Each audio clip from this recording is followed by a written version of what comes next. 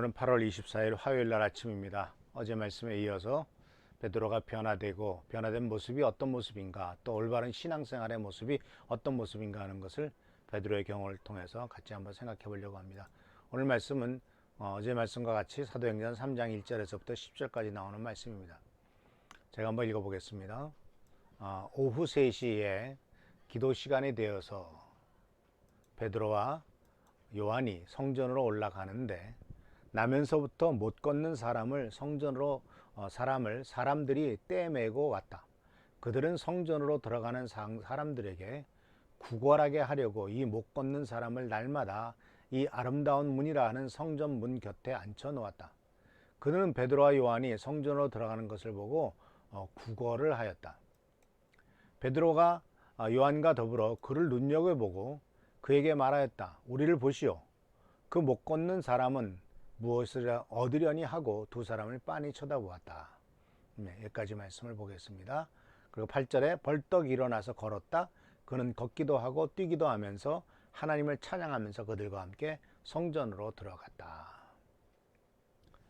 자, 이 베드로의 변화된 삶의 모습이 어떤 모습이냐 하는 것을 오늘 사도행전 3장 1절에서 10절까지 나오는 말씀을 통해서 배울 수 있는데, 거기에서 반복해서 나오는 앞부분에 특히 반복해서 나오는 그 단어가 있다면 성전이라는 말이 나옵니다.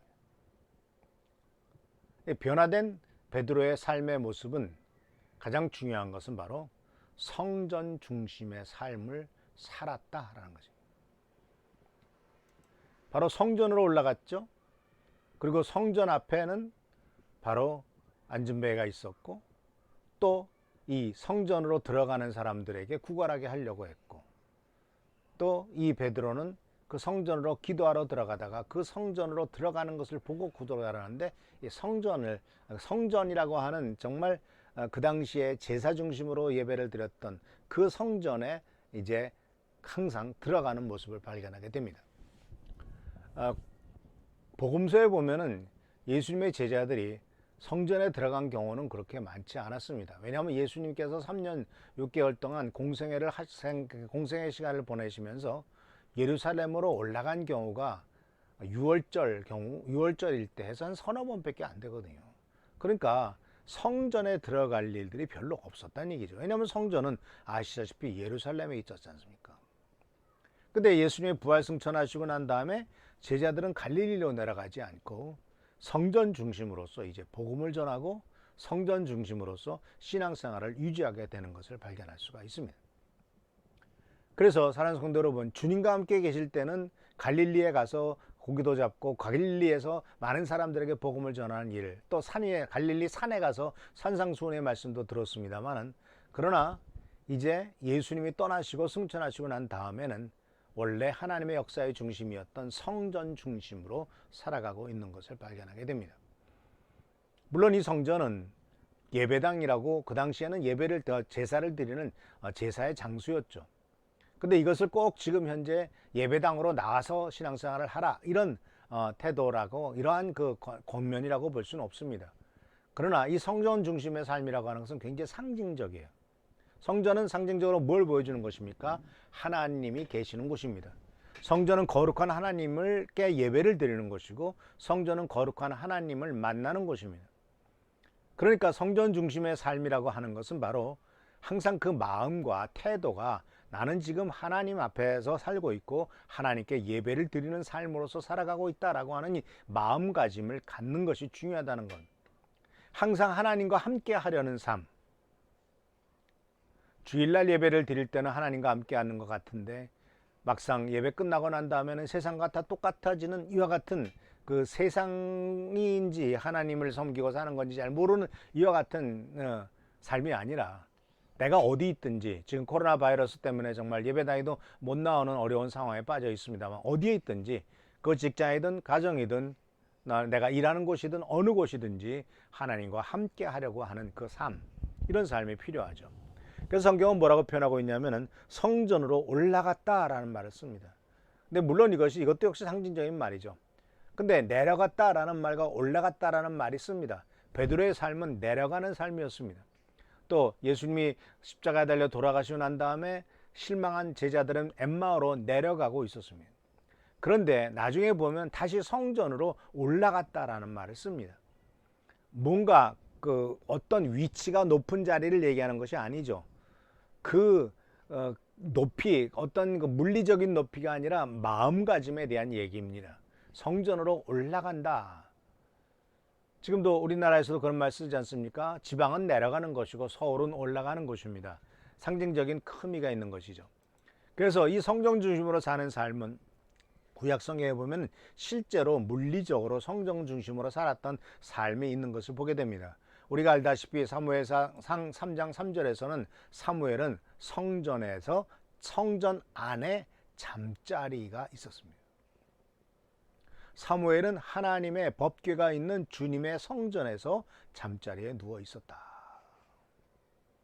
그러니까 이 사무엘의 그 위치를 알 수가 있죠. 하나님의 법궤, 하나님의 임재가 상징적으로 있는 곳이죠. 근데 여기서 우리가 참 비교가 되지 않습니까? 그 당시에 엘리 제사장도 그 근처에서 살았습니다. 성전 근처에, 성전에서 잠자리에 있었습니다. 그래서 하나님께서 사무엘에게 사무엘아 사무엘아 불렀을 때 번쩍 일어나 가지고 엘리 제사장님 저를 부르셨습니까? 라고 밤에 잠자다 일어나 뛰어간 거 아니겠습니까? 근데 그와 같은 모습 속에서는 엘리도 성전 안에 있었지만은 하나님의 음성을 듣지 못했고, 사무엘은 성전 안에서 하나님의 말씀을 들었다라는 것을 보면은 그것이 어느 곳이든지 정말 하나님의 말씀을 듣고자 하는 마음, 열린 마음, 그리고 정말 주님 중심으로 살아가고자 하는 마음, 그것이 주님의 음성을 듣는 중요한 판단의 근거가 되더라 하는 사실입니다. 그런데 이와 같은 그 마음가짐뿐만 아니라 다윗은 시편 84편 1절 4절에서도 바로 주님이 계신 것이 얼마나 사랑스러운지요. 그러니까 성전을 주님이 계신 곳이라고 생각하는 것이죠. 그래서 그것이 어디든지 내 영혼이 주님의 궁전뜰을 그리워하고 사모합니다. 내 마음도 이 몸도 살아계신 하나님께 기쁨의 노래를 부릅니다. 만군의 주님 나의 왕 나의 하나님, 참새도 주님의 제단 곁에서 제 집을 짓고 제비도 새끼칠 보금자리를 얻습니다. 주님의 집에 사는 사람들은 복됩니다. 그들은 영원토록 주님을 찬양합니다. 셀라. 이 다윗 왕은 이 시편 84편에서 참새도 주님 곁에서 제 집을 짓고 제비도 새끼칠 보금자리를 얻는 것은 주님 곁에 있을 때 가장 안전하고 평안하고 쉴만하고 바로 그것이 우리가 머물 것이고 그것이 내 인생의 중요한 자리다라는 것을 심지어 제비나 참새를 들어서도 얘기를 하고 있는 건 아니겠습니까? 그래서 사랑하는 성도 여러분, 이 성전 중심으로 사는 삶은 우리들이 본받아야 될 부분입니다. 예수님께서 탄생하셨습니다. 그리고 탄생하고 난 다음에 8일 만에 예루살렘 성전으로 할례를 하러 올라갑니다. 그때 예수를 만난 두 명의 사람이 있었습니다. 하나는 시므온이라고 하는 랍비였고 또 한 사람은 바로 안나라고 하는 나이 많은 선지자라고 성경은 쓰여져 있습니다. 이 시므온에 대해서 이렇게 성경 말씀은 얘기합니다. 누가복음 2장 27절에서 어떤 기록이 나오냐면 그가 성령의 인도를 받아 성전에 들어갔을 때 마침 아기의 부모가 율법에 정한 대로 행하고자 하여 아기 예수를 데리고 왔다. 이 시므온은 누가복음 1장에 의하면 바로 하나님 성령의 2장에 의하면 성령의 인도하심을 받았더라라는 사실입니다. 그런데 여기 보면은 시므온에 대해서 25절에 이렇게 나옵니다. 예루살렘에 시므온이라는 사람이 있었는데 그 사람은 의롭고 경건한 사람이므로 이스라엘이 받을 위로를 기다리고 있었고 또 성령이 그에게 임하여 계셨다. 그런데도 그는 성전으로 올라갔죠. 왜? 그곳에서 주님을 만날 수가 있었으니까. 또 한나는 어떻습니까? 한나는 바로 37절 말씀 속에서 이런 말이 나오죠. 36절에 나옵니다. 아셀 지파에 속하는 바누엘의 딸로서 안나라는 예언자가 있었는데 나이가 많았다.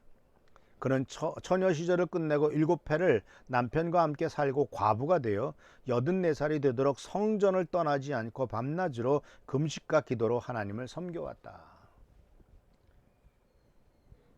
이 예수 그리스도 불과 8일밖에 안 된 갓난 예수 그리스도를 영접하고 받아들였던 사람들은 모두가 다 성전 중심으로 살았던 사람들이고 바로 성전에서 성령의 인도를 받았고 바로 이 안나는 성전에서 하나님을 금식과 기도로 84년을 섬겨왔던 여자 예언자라고 선지자라고 이렇게 표현하고 있는 것을 볼 수가 있죠.